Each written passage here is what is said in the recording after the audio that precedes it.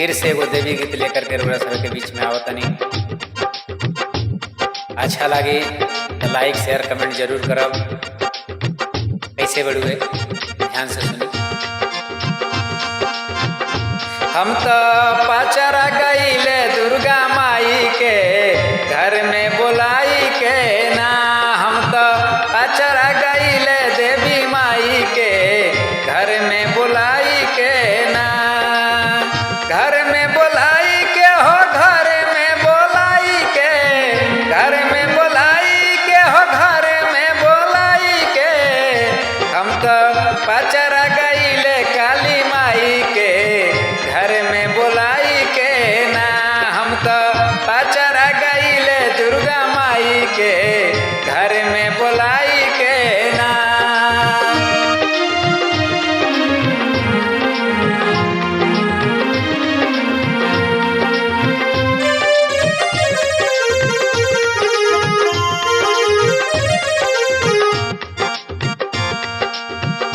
हई बालक तोहार हरला दुखवा हमार।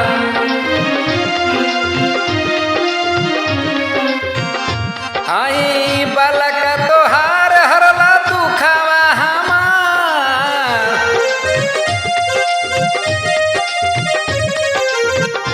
हरदम साथ बन के मैया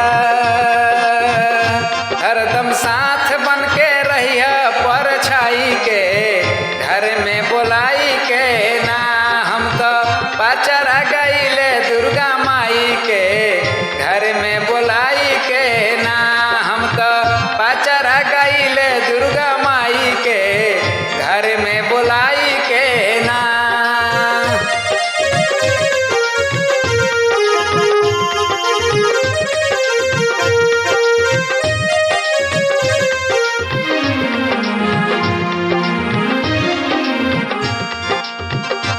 माई महिषा के मार दिहलू ऋषि मुनि के तार।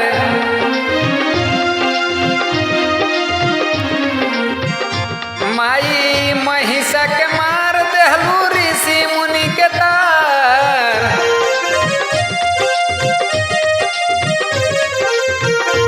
ओ सही मैया ओ सही हमर दिहत भागवा जगाई के घर में बोलाई के ना।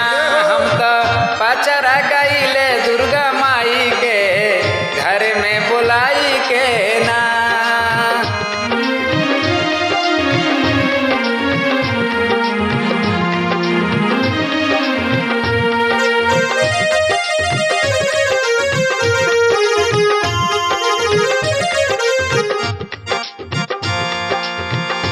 जबले रही माई सांस तबले रही विश्वास।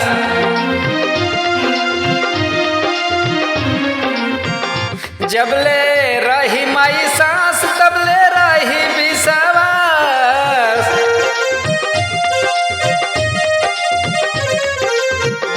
स्वागत करब माई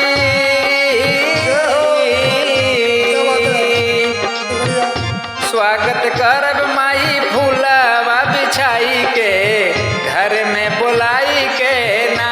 स्वागत करब माई फूलवा बिछाई के घर में बोलाई के ना।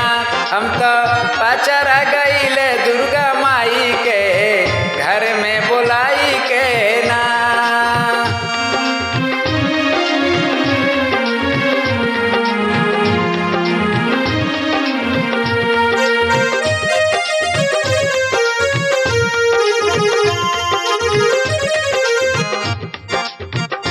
जाने दुनिया जहान माई हऊ दयावान।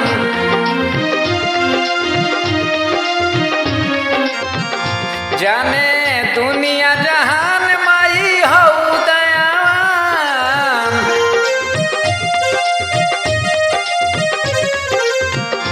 संतोष स्वागत मैया राम न स्वागत कर ले सिरावा झुकाई के घर में बोलाई के ना।